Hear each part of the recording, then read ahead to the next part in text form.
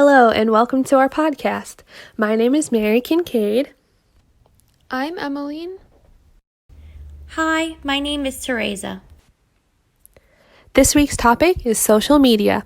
We'll be discussing some key factors from Boyd, identity, why do teens seem strange online, and Ronson, God, that was awesome, as well as some ideas on how it can be implemented into the classroom with specific lessons and projects geared toward social media. Social media is the easiest way for students to keep up to date with the current news. It acts as a bridge between the exchanges of ideas among a wide variety of participants such as Instagram, Snapchat, TikTok, Facebook, Twitter, YouTube, LinkedIn, Pinterest, and Skype, just to name a few. Obviously, it has pros and cons. Boyd said, "The internet has not evolved into an idyllic zone in which people are free from the limitations of the embodied world. Posts taken out of context can be damaging to an individual. Teens use social media as a way to express themselves. They choose to create multiple identities, not in a psychological sense, but just by choosing to represent themselves in different ways on different sites. They can create an identity that works for a specific group of viewers, but at the same time, the unintended viewers cannot ascertain what the true person embodies." Jenny Sundin spoke about how the internet frees people of the burdens of their material or physical embodiment.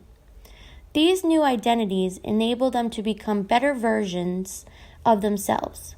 Teens do not see social media as a virtual space. Rather, it is a place to gather with friends while balancing privacy and safety with humor and image. Ronson spoke strongly of the intensified danger of mass online character destruction due to social media drama. It creates a stage for constant artificial high drama. Now that we have a better understanding for what social media is, let's talk about some of its positive aspects.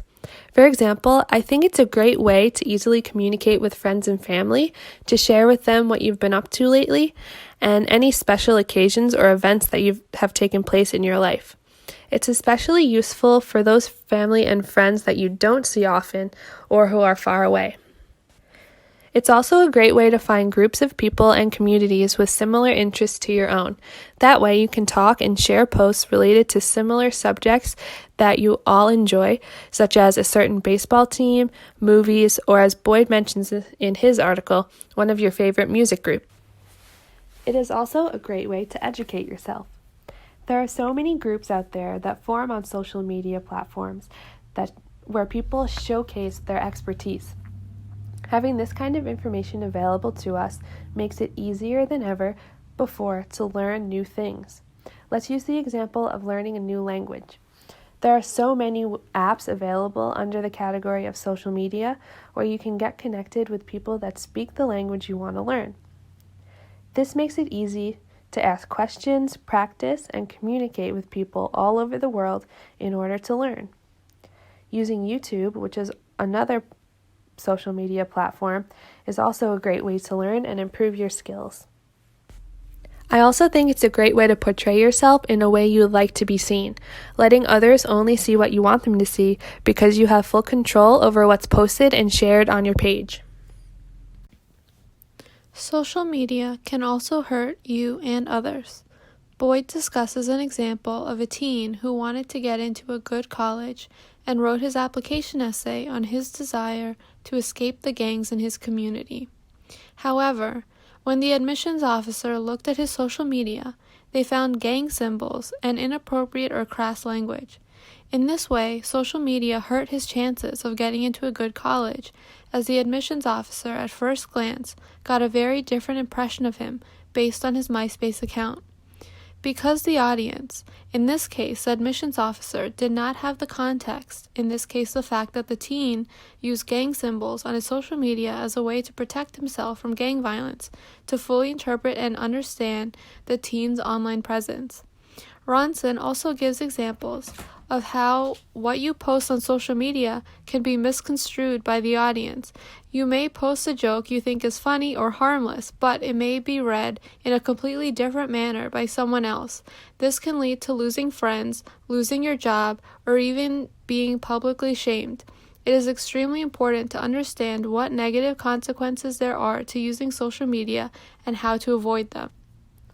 It is important for teens to understand the dangers of social media and how what they post online, whether they believe it to be harmless or just a joke, they can be seen by others in a different way. Boyd calls this a context collapse, and oftentimes the kind that teens face occurs over time and unexpectedly when an unintended audience grabs hold of the content they have shared on social media. Social media could easily be incorporated into the art classroom by encouraging the students to create an online virtual museum exhibit on Facebook showcasing a variety of their own artwork and demonstrating their creativity in a variety of mediums. Students would have the ability to comment on their fellow classmates' artistic expressions, just as an art critique would do. A peer review could help to encourage students to continue working on developing their skills, as well as give them the ability to collaborate and expand on their own individual styles of artistic creativity. I think social media can be a very important and helpful tool to incorporate into the elementary classroom. One way to do it can be through using platforms like kidblog.com and creating an online blog for your class. Students can make blog posts individually or with partners on varying topics. This is a great way for students to work on their writing skills and offer the opportunity to incorporate different subjects and topics as well, such as having students write blogs describing what a trip to Brazil might be like during a geography unit. It's very empowering for students to be able to have ownership over a blog for themselves and be able to work with people in their class or people across the hallway in other classrooms, people in their schools, and share and communicate with them. Additionally, having students read each other's blog posts as they're shared and comment on them in order to build discussion will improve writing, reading, and communication skills. Using a self-contained, safe platform of social media, such as this one, also offers a bridge for teaching young students about how to navigate social media safely. As so many students today and young people are using social media at a younger and younger age, as it's become so prevalent in our society, I think it's important for teachers to find ways of incorporating how to use social media safely, how to avoid any consequences, negative consequences, as talked about previously, how to be courteous and not bully others or get bullied by others, and how to properly talk to people online and in real life. And I think it's a great learning tool for that. An idea I had to use social media as a tool in the art classroom is to use it in projects.